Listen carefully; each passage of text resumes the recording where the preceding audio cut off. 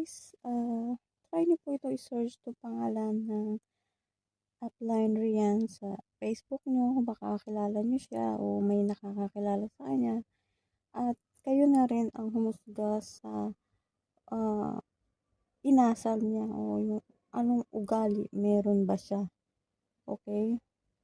Itong taong 'to ay naghahanap ng players and agent na maglalaro sa online betting games nga like, Candy Crush and many more.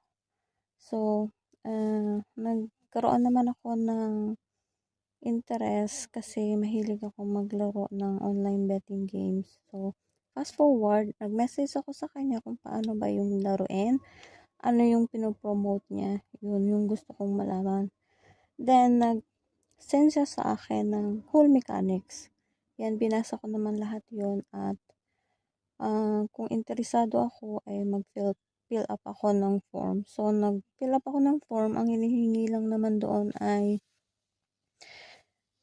full name, email address at saka username na gagamitin doon sa application o doon sa registration. Then, binigay na niya sa akin yung account ko kasi siya yung gumawa. Syempre dahil since siya yung gumawa, alam niya din yung password. Binago na natin yun. Binago ko na yun. Kasi kung magka-cash in tayo ng magkanong halaga, syempre baka mahila pa niya yun eh. So binago ko na. Ngayon, ito yung account na create niya sa akin. Napansin ko kasi dito, guys, na zero siya, zero balance. So, ang pagkakaalam ko kasi sa pag nag-create ka ng account,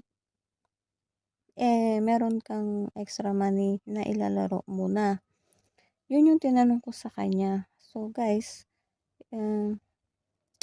kayo na ang humusga kung ano ba ang mali sa nasabi ko at kung bakit kung ano-ano na yung mga pinagsasabi niya at lumalabas sa bunganga niya na hindi ko nagustuhan. So, ang tanong ko kasi sa kanya, saan na ba yung extra money na pwedeng ilaro?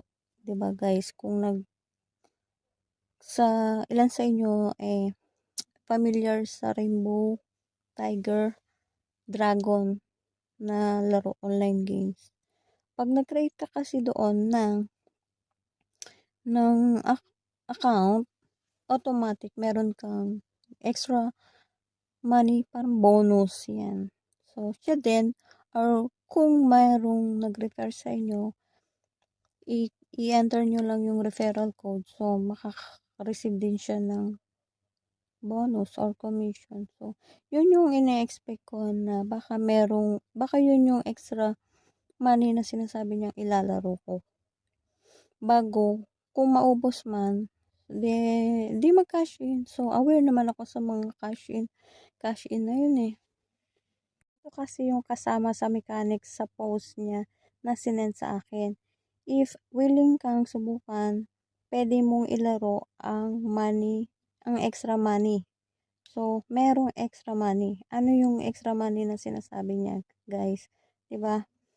Ngayon, hindi niya, binabaliktad niya ako ngayon. At ito na yung mga pinagsasabi niya sa akin, guys. Ito lahat. Wala namang masama sa tinanong ko, guys. Ang sinabi ko lang naman sa kanya nasan yung extra money na ilalaro ko kasi maglalaro na ako. Yun ang gusto kong malaman. Hindi ko siya hinahanapan pero bakit napaka-war freak niya agad at nagdeliryo na kung ano-ano na yung lumabas sa bunganga niya na nagbasa ka ba ng sinend ko sa yung details sa form, ganyan. Hanggang sa umabot na sa gusto niyang iuntog yung ulo ko sa pader para daw matauhan ako. So, Bisaya pala siya. Hoy, Bisaya. Nireplyan ko naman siya, sabi ko sa kanya na nireply ko sa kanya. Untog niya muna yung ulo niya din bago ko iuntog yung ulo ko, no? Kung alam ba niya yung mga pinopost niya, ipaliwanag niya dapat ng maayos. Hindi yung feeling guilty siya. Tatanong lang ang tao kung ano-ano pang pinagsasabi. Wala namang masama sa tanong na yun. Kung ano-ano na ang mga deliryong mood ang nagaganap sa ano niya, sa buhay niya. Hanggang sa nag-post na siya nito, itong mga 'to, na kahit sino ay hindi deserve makabasa nito, 'di ba? At saka para sabihin ko sa'yo, Bisayang Rian, sino ka ba sa inaakala mo, ha? Yung tingnan mo nga yung itsura mo, kamukha ng ugali mo, okay? Ito lang ang masasabi ko sa'yo, Bisayang Rian, okay?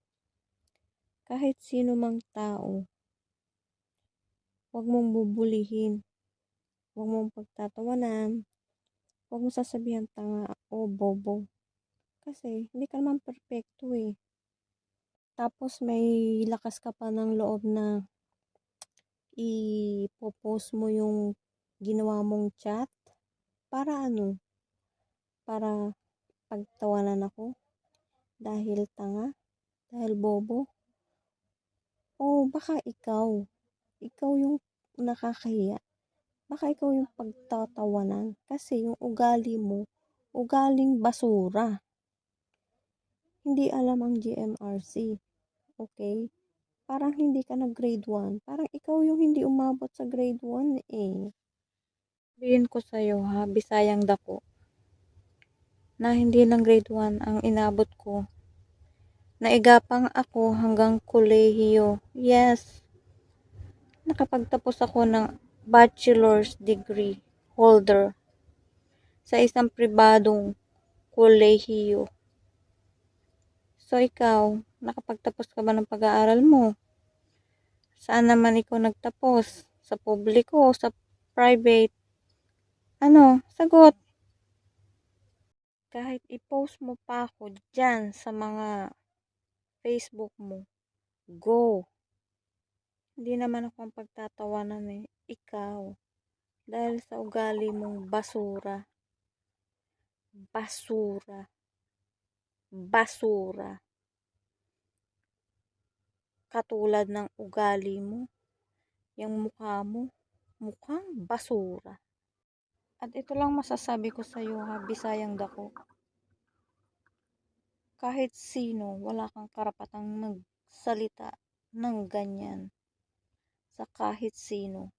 Dahil sino ka ba, ha, sa inaakala mo? Hindi nga kita kilala dyan eh. Hindi mo rin ako kilala.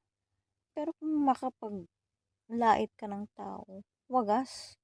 As in, wagas, ha? Kaya kung siya pa din ang gugustuhin nyo maging agent or gusto nyo pa din maglaro sa kanyang online game, mag-isip-isip na kayo guys. Kasi hindi niya deserve magkaroon ng mabubuting members. Kasi siya yung dapat maging role model ng mabuting asal. Pero ano yung ipinakita niya? Kulang na lang magmura siya. Kulang na lang magmura siya. Bakit di ka nagmura ha, Bisayang Dako?